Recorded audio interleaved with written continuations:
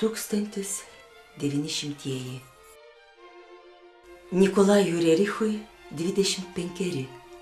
Nors dar visai neseniai baigęs Peterburgo universiteto juridinį fakultetą, jis jau yra pripažįstamas kaip senosios Rusijos kultūros žinovas. Tuo pat metu Rerichas mokėsi Peterburgo universiteto juridinėme skyriuje ir imperatoriškoje menų akademijoje pas garsųjį dailininką Archipą Ivanovičių Kuindžį. Ne pagal amžių, platus Rericho akiratis, dar jam būnant studentu, stebino aplinkinius. Kiekvieną vasarą archeologiniai kasinėjimai, lekcijų klausimas archeologijos institute, pirmieji literatūriniai darbai ir žinoma dailė. Siužetų darbams niekada netrūkdavo. Būdamas studentu, Rerichas vasarodavo Rusijos gilumoje.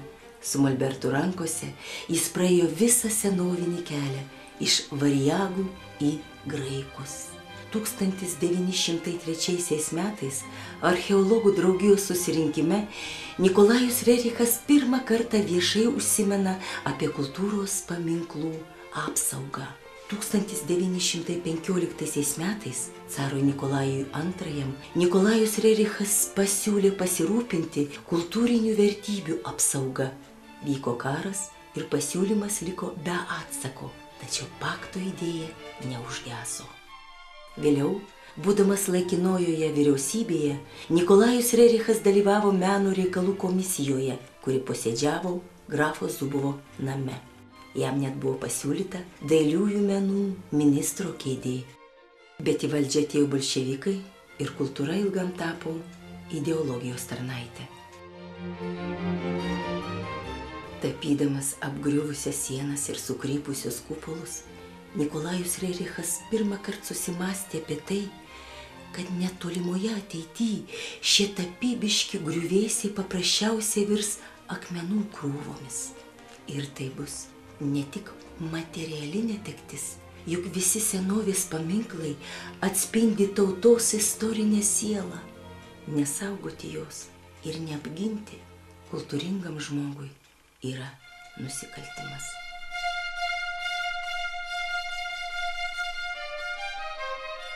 Enciklopedinėme žodyne parašyta: Rerichas, rusų tapytojas ir teatro dailininkas, archeologas, rašytojas, menininkų draugijos meno pasaulis narys, istorijos paminklų apsaugos judėjimo iniciatorius. Nuo 1920 metų gyvena Indijoje. Visa tai tiesa, bet ne visa tiesa. Kartu su žmona ir sūnumi Jurijumi Rerichas įvykdė pačią didžiausią mokslinę ekspediciją 20-ajame amžiuje, kompleksiškai ištyrinėdamas Centrinės Azijos istoriją ir kultūras. Kelionės rezultatai – ne tik turtinga mokslinė kolekcija ir kelionės dienoraščių užrašai, bet ir pirmosios gyvosios etikos knygos. Tačiau žodyne nutylima, kad bibliotekų lentynose yra apie 30 jo kūrinių tomų, kelionių užrašai, publicistika, apybraižos, eilėraščiai. Ir nė žodžio neužsimenama, kad savo paveiksluose dailininkas įkūnijo naują evoliucinį filosofinį mokymą – gyvąją etiką. 1918 metais Rerichų šeima atsidūrė užsienyje ir tai nebuvo emigracija. Dailininkas jau seniai svajoja aplankyti Indiją. Jis tiki, kad būtent ten, po Himalajų dangumi, randasi kultūrų ir civilizacijų užgimimo lopšys. Gal Azijos širdyje pavyks atrasti atsakymus, kaip išgelbėti žmoniją, draskomą tarpusavio karų ir revoliucijų.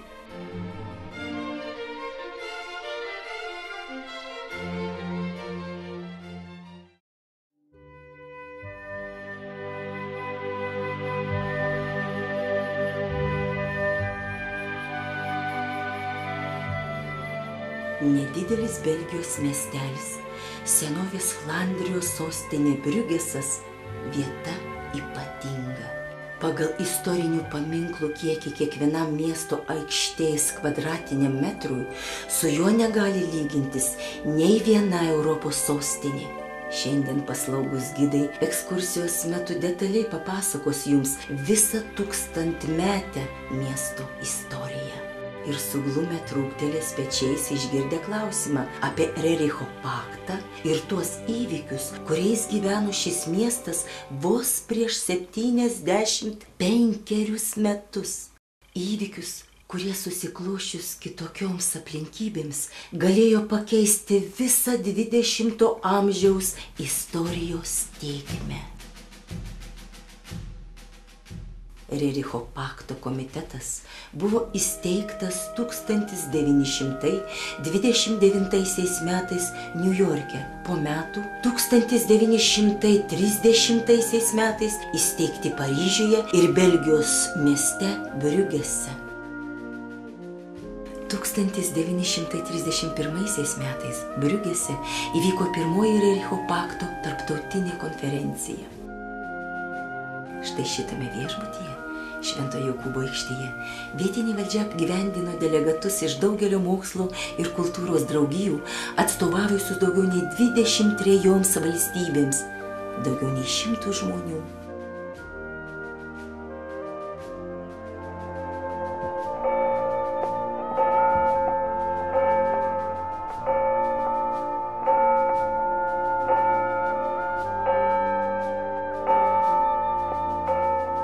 Skambant garsiesiem Briugesio varpams, delegatai rinkosi į miesto rotušę, pačią seniausią rotušę visoje Flandrijoje.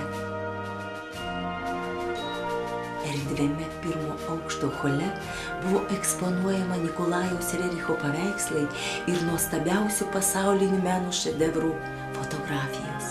Antrame aukšte 14 amžiaus skliautais puošnioje gotiškoje salėje konferencijos dalyviai užtvirtino Rericho paktą, nubrėždami gaires būsimai veiklai.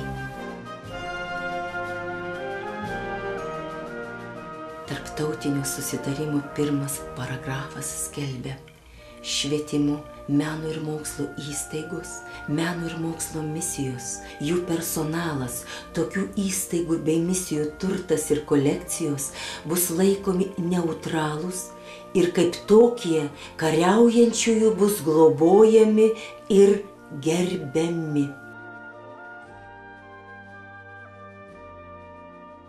Rerichas padovanoja konferencijai netoli 20 savo drobių ir atsiuntė sveikinimą. Mes pavargome nuo griovimų ir abipusio nesupratimo. Tik visuotinė kultūra, tik gilus grožio ir žinojimo suvokimas mums gali sugrąžinti bendražmogišką kalbą. Tai ne svajonė, tai 42 metų darbo patirtis kultūros, meno ir mokslo baruose. Mūsų negalima apvilti, nes menas ir žinojimas pripildo mus entuziazmu. Mano idėja apie meno ir mokslo vertybių saugojimą visų pirma turi tikslą sukelti tarptautinį impulsą ir apsaugoti visą, ką brangiausia, kuo gyva žmonija.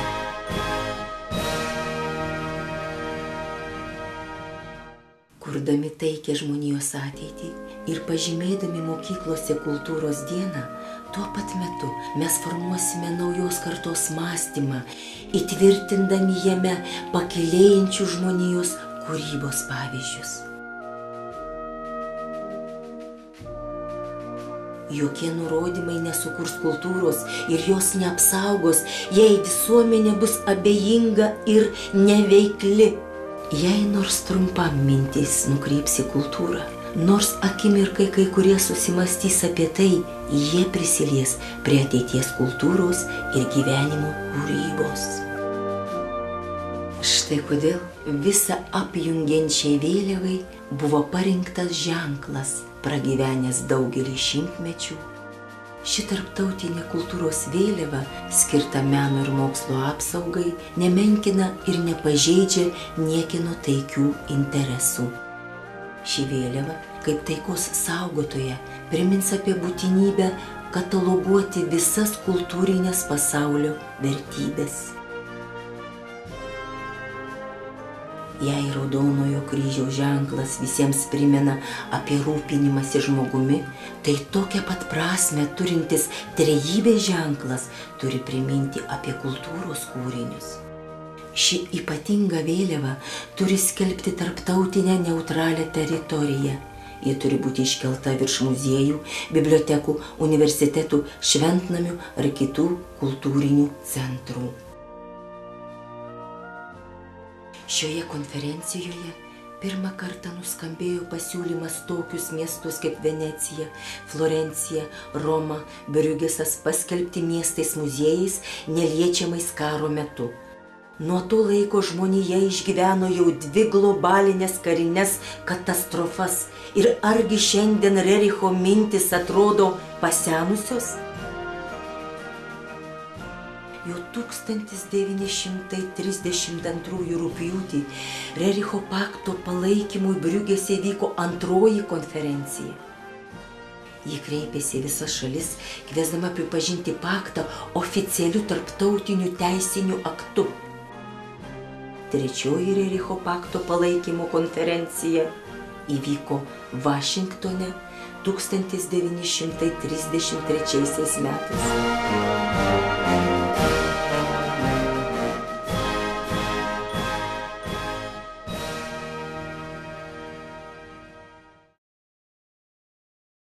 Niekas nežinojo, kad iki paties žiauriausio ir visą naikinančio 20 amžiaus karo pradžios buvo likę vos 4 metai.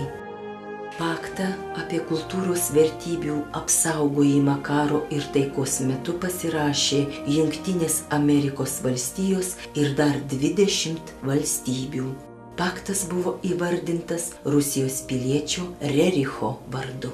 Dailininkas, jau su neegzistuojančios valstybės pasu, Himalajų tyrinėtojas, įtartinas daugelio valstybių žvalgybai, visuomenės veikėjas, nepartinis, be jokios šio pasaulio galingųjų pagalbos, sugebėjo įgyvendinti pirmą tarptautinį projektą dėl kultūros vertybių apsaugos.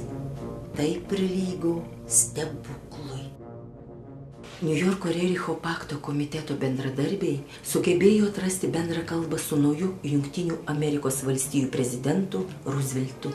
Archyvuose saugomas prezidento raštelis valstybės sekretoriui Kolui. Rericho paktas mane labai sudomino ir tikiuosi, kad mes galėsime jį įtvirtinti visame kontinente. Užsimezga Roosevelto ir Jelenos Rerich susirašinėjimas. Pakto pasirašymo ceremonijoje 1935 metais Rooseveltas pasakys reikšmingus žodžius. Ši sutartis slepia savyje daug didesnę dvasinę prasmę nei išreikšta žodžiais jos tekste. Rericho paktą palaikė daugelis iškilių planetos asmenybių – Albertas Einšteinas, Tomas Manas, Morisas Meterlinkas, Herbertas Velsas, Bernardas Šou. Bet nei viena Europos valstybė jo nepasirašė. Ir vos po kelerių metų Europa praras milijonų žmonių. Antrojo pasaulinio karo metu gaisruose sunyks soborai, muziejai, bus sugriauti universitetai, bibliotekos, teatrai ir mokyklos.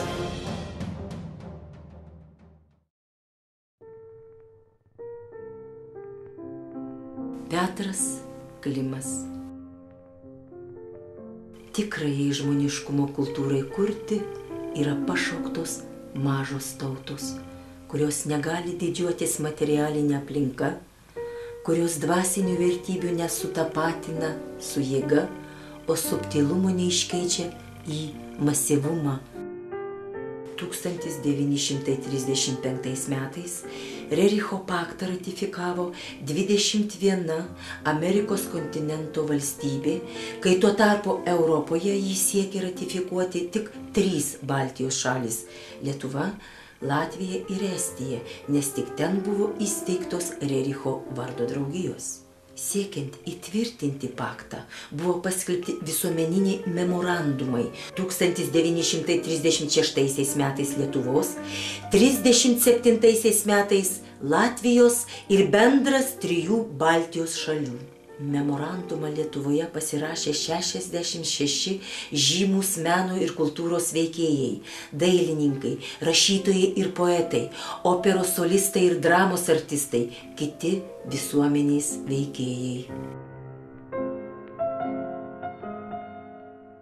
Deja, Lietuvos, kaip ir kitų Baltijos šalių valstybės, dėl sudėtingų tarptautinių santykių Europoje į šį kreipimąsi neatsiliepė ir Antrasis pasaulinis karas nutraukė Rericho idėjų plėtrą.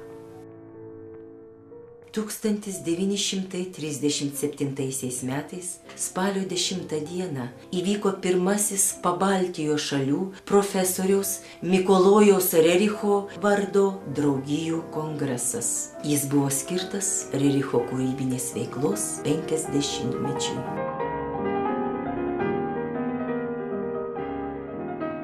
Pritardamas kongresui, Rerichas atsiuntė draugiškus palinkėjimus Lietuvai, Latvijai ir Estijai ir ta proga buvo išleistas iliustruotas straipsnių ir palinkėjimų rinkinys.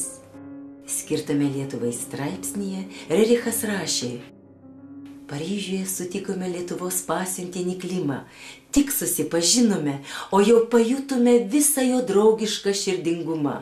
Negaliu nepasidžiaugti, kad Lietuvoje buvo pritarta mūsų paktui. Signataro Petro Klimo kaip diplomato karjera prasidėjo jo paskirimu į Romą 1923 metais.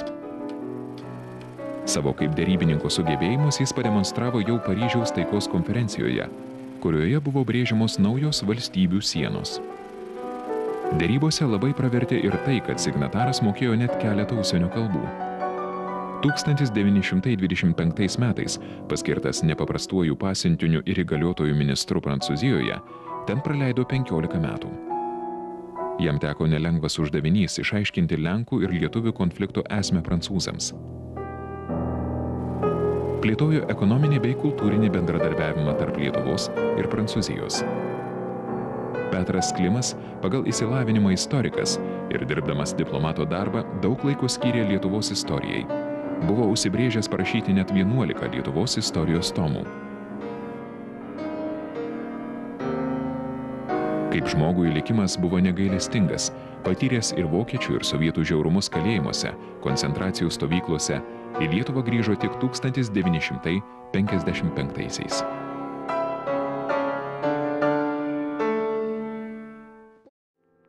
Toliau straipsnyje sveikinime Rerichas rašo: Ar įmanoma nesidžiaugti sužinojus, kad grupė jaunų žmonių iš įvairių meno ir mokslo sričių randa jungiantį pamatą gyvojoje etikoje ir naujojoje sąmonėje. Naujoji sąmonė mums suteikė daug džiaugsmo. Džiugu, kad Pabaltijo kongrese dalyvavo daug žmonių ir tai patvirtina fotografija. –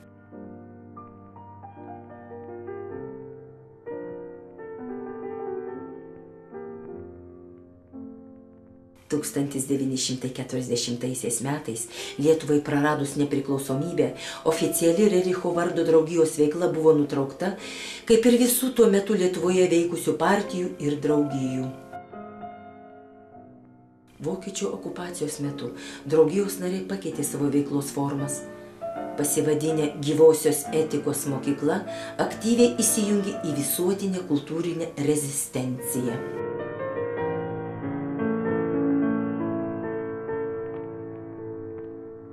1949 metais, prasidėjus trėmimams, 18 Rericho draugijos narių buvo apkaltinti idealistinėmis pažiūromis, keliaklipsčiavimu vakarų kultūroms, misticizmu, kosmopolitizmu ir be teismo nuteisti tremtimi. –